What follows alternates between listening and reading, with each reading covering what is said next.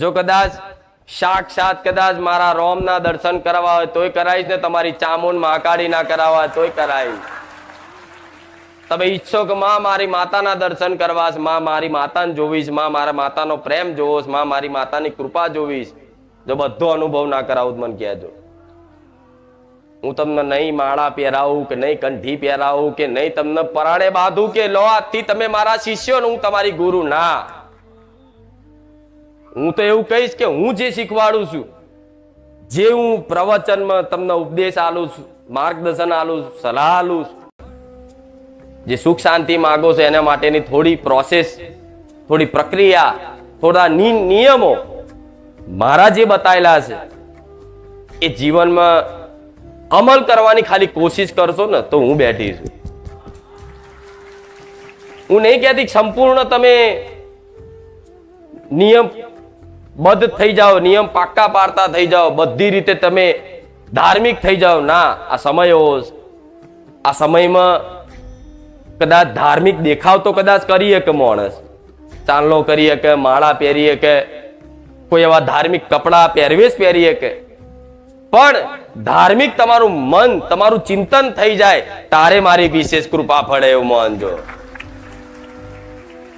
તો તમે આટલા સમયથી મારા ધામમાં જોડાયા છો, કોઈ 2 વર્ષ 3 વર્ષ, હું વધારે જોઉં છું તો આ બધા 2 વર્ષ ને 5 વર્ષ 3 વર્ષ વાળા બેઠા છે. તો આજના દિવસે શાંતિથી એ વિચારજો કે માં આજથી 1 વર્ષ પહેલા અમે તને ઓળખતા, તારા ધામમાં આવતા, તારું નામય સાંભળ્યું, પણ માં 1 વર્ષ પહેલાનું કદાચ હું વિચાર કરવા જાઉં ને તો બેઠા બેઠા ખાલી વિચાર કરજો કે જ્યારથી મારા ધામમાં તમે આયા અને એ મારા ધામમાં આયા પહેલાનું તમારું જીવન શું હતું, બધાને ખબર છે ને શું હતું, અને મારા ધામ સાથે જોડાયા પછી અત્યારે હાલ તમારું જીવન શું છે. જો કદાચ કોઈની પ્રવચન, કોઈના ઉપદેશ, કોઈની વાણી સાંભળવાથી તમારી અંતરાત્મામાં, તમારા મનના વિચારોમાં, તમારા ચરિત્રમાં જો કદાચ ધીરે ધીરે ધીરે ધીરે બદલાવ આવતો અનુભવ થતો હોય ને તો સમજી લેજો એ જ તમારા અસલ ગુરુ હશે. હું નથી કહેતી કે તમે મને માનો, હું નથી કહેતી કે તમે મારી દીક્ષા લો, મને માનો, બીજા કોઈ નહીં, ના. પણ હું તમને એક માર્ગદર્શન આલું છું કે જેને સાંભળવાથી, જેના દર્શન કરવાથી તમારા જીવનમાં શારીરિક, માનસિક ગમે તે રીતે બધી કદાચ બદલાવ ધીરે ધીરે ધીરે ધીરે ધીરે થતો અનુભવ થતો હોય ને તો એ તમે સમર્પણ ભાવ કરી દેજો મનથી. જો કદાચ સાક્ષાત કદાચ મારા રોમના દર્શન કરવા હોય તોય કરાવીશ ને તમારી ચામુંડ મહાકાળી ના કરાવવા હોય તોય કરાવીશ. તમે ઈચ્છો કે માં મારી માતાના દર્શન કરવા, માં મારી માતાને જોવીશ, માં મારા માતાનો પ્રેમ જોવીશ, માં મારી માતાની કૃપા જોવીશ, જો બધો અનુભવ ના કરાવું મને કહેજો. હું તમને નહીં માળા પહેરાવું કે નહીં કંઠી પહેરાવું કે નહીં તમને પરાણે બાંધું કે લો આજથી તમે મારા શિષ્યો ને હું તમારી ગુરુ, ના. હું તો એવું કહીશ કે હું જે શીખવાડું છું, જે હું પ્રવચનમાં તમને ઉપદેશ આલું છું, માર્ગદર્શન આલું છું, સલાહ આલું છું, એ તમને સારી લાગે તો ગ્રહણ કરી લો, ના સારી લાગે તો ના કરતા. જે વાત સારી લાગે ગ્રહણ કરી લો, જે વાત સારી ના લાગે એને ગ્રહણ ના કરશો. પણ મારા કરતા કદાચ તમને બીજી જગ્યાએ કોઈ સાધુ સંતોની વાણી, કોઈ ઉપદેશ આપતા હોય સરસ જાતે, અને એ જગ્યાએ તમને જો કદાચ એવું લાગે કે ના આ ગ્રહણ કરવા જેવું છે તો હું મેરેડી જ ગ્રહણ કરાવું છું, કરી લેજો. સમજ પડી ને હું શું કહેવા માંગુ?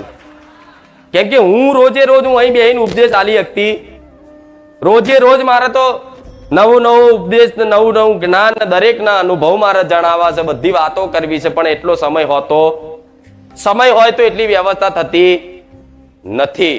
એટલે આજે કદાચ તમને કોઈ ભગવદ્ ગીતા વાંચવાનું મન થાય, કૃષ્ણ લીલા જોવાનું કદાચ મન થાય, કોઈ મહાભારત કે રામાયણ જેવા કદાચ જે મોબાઈલમાં આવતા હોય કે સાંભળવા મળતા હોય, પણ જો એની ઈચ્છા થતી હોય, કોઈ પણ સિદ્ધ મહાપુરુષ હોય, સંત હોય, એની વાણીનો પ્રભાવ તમારા જીવનમાં પડતો હોય અને તમને ગ્રહણ થતું હોય ને, તો તમે એવું માની લેજો કે હું રોમવાળી મેલડી અંદરથી ગ્રહણ કરાવું.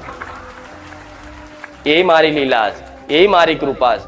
જેમ કે મારે તો હું એવું ક્યારેય નહીં કહું કે મેં તમને જે શીખવાડ્યું છે, મેં તમને જે આપ્યું છે, એનો મારો આભાર માનો. જો આ તો ખરેખરમાં તમે જોવા જઈએ તો આભાર માનવા આવ્યા હશો. માં તારો આભાર, આભાર. પણ હાચી વાત કહું, જો તમે મારો આભાર માનો ને તો મને માતાને છે ને હૃદયમાં દુઃખ લાગશે. સમ આભાર પારકાનો મનાય, પોતાનાનો નહીં.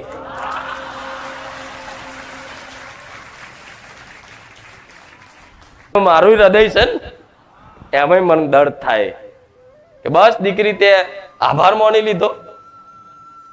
કેમ કે માં એના દીકરાને ખવડાવે, દીકરાને ભૂખ લાગી હોય અને માં એના દીકરાને ખવડાવે અને દીકરો એમ કહે કે મમ્મી થેન્ક યુ, પતી ગયું. એની માં બે લાફા મારે થેન્ક યુ વારી, તારી માં શું મારી ફરજ છે? આ શું ખોટું? એના ખોટું તો લાગે કે નહીં? હા, હજુ માસી ખવડાવે તો કે આંટી થેન્ક યુ. ઇંગ્લિશ બોલ નાખું છું થોડું થોડું. તો કે આ ભાષા થોડી સમજે એવા છો એટલે માસી ખવડાવે, કાકી ખવડાવે, તમે કહો કે આભાર કાકી, તો કે હા. પોતાની માને એવું કહો કે આભાર, પોતાના બાપને એવું કહો કે આભાર, તો બાપ શું વિચારે? આભાર શું માથે પડ્યો છે, મારે રાખવો જ પડશે ને ખવડાવવો જ પડશે. તો બધા માથે પડેલા છો તો મારા થોડી આભાર વાપરવાનું રહેશે. આ શું ખોટું? પૂરેપૂરા માથે પડેલા મતલબ સમર્પણ ભાવ. માથે પડેલા મતલબ સમર્પણ ભાવ. અમારથી કઈ થાય એવું તું જોડન તારો રોમ જોડન. હા શું ખોટું?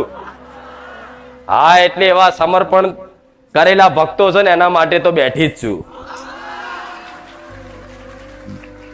જે સમર્પણ ભાવથી કદાચ મનથી, જેને મને યાદ કર્યા વગર ચાલે નહીં, જેને મને જોયા વગર ચાલે નહીં, મને સાંભળ્યા વગર ચાલે નહીં, એના માટે તો હાજરા હજુર અતિ શું અને રહીશ. હવે તો હું તો એવું કહું છું, તમે મને યાદ ના કરતા.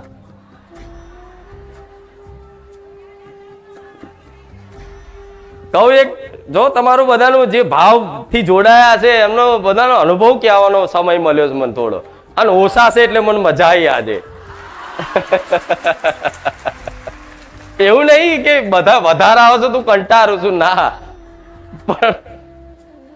પણ આ જે માહોલ બને નહીં બનતો એનું કારણ છે કે અવાજ બખારા કોઈ નવા આવે અને ઉતાવળિયા આવે, જાણે કે હા અહીં તો ખોણ છે, લૂંટો, આગા જાઓ ભાઈ હું આવ્યો છું. એવાના લીધે નહીં મજા આવતી. ઉતાવળ્યા નહીં, શાંતિથી ધીરજથી આવે. ભલે પાછળ બેઠા હોય પણ પાછળ વાળાને અહીં બેઠી બેઠી નજર નાખું છું. હવે તમે મને યાદ નહીં કરો તોય મનથી રોજ એવું વિચારો માં તને ભૂલી જવીશ, લે આ ભૂલી જા થશે. તમે સંકલ્પ કરો કે માં તને આજથી કાલથી અમે નિયમ લઈએ છીએ કે હવે તને યાદ કરવી, તોય આવે. યાદ ના કરો છતાંય આવે. યાદ નહીં, તમારો ખ્યાલ બની જાય હું મેલડી. અને જો માતાજીને યાદ કરો, સ્મરણ કરો, એનું નામ જપ કરો, કરવું જ જોઈએ. પણ હું એ મહામાયા મેલડી છું, એ માયાળુ દયાળુ કૃપાળુ મેલડી છું ને, તો માતા એવું કહું છું, યાદે તે કદાચ જે દૂર હોય એને કરવા પડે. જે દૂર હોય એને યાદ કરવા પડે. આ શું ખોટું? તમારો દીકરો અહીંથી હોસ્ટેલમાં ભણવા ક્યાંક મોકલ્યો હોય 200 કિલોમીટર, તો તમારે રોજ યાદ કરવો પડે કે દીકરો શું કરતો હશે. આ શું ખોટું? એ દીકરો રોજ નજીક હોય તો યાદ કરવો પડે? 24 કલાક નજરમાં જ હોય. તેવી રીતે હું તમારી 24 કલાક જોડે રહું છું, તમે મને યાદ નહીં કરો તો હું તો શું?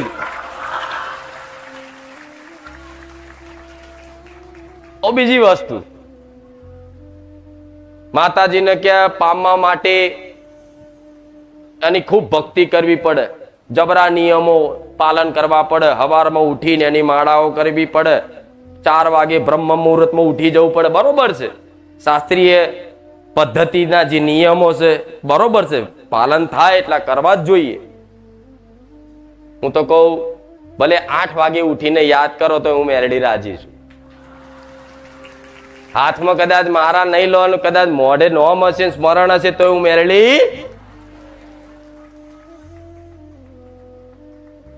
દરરોજ કે અડધો કલાક માતાજીને યાદ કરવા માટે સમય કાઢવો પડે અને એકાંતમાં બેહીને એને યાદ કરવી પડે કે હે માં ચામુંડા, હે માં મહાકાળી, તમે જેને માનતા હોય, બ્રહ્મણી, ખોડિયાર, મેરડી, જેને માનતા હોય, તમે કૃષ્ણ ભગવાનને ચાહતા હોય કે રામ ભગવાનને ચાહતા હોય કે હનુમાનજીને માનતા હોય, બધાને તમારે શું એકાંતમાં બેંકે સ્મરણ કરવું પડે.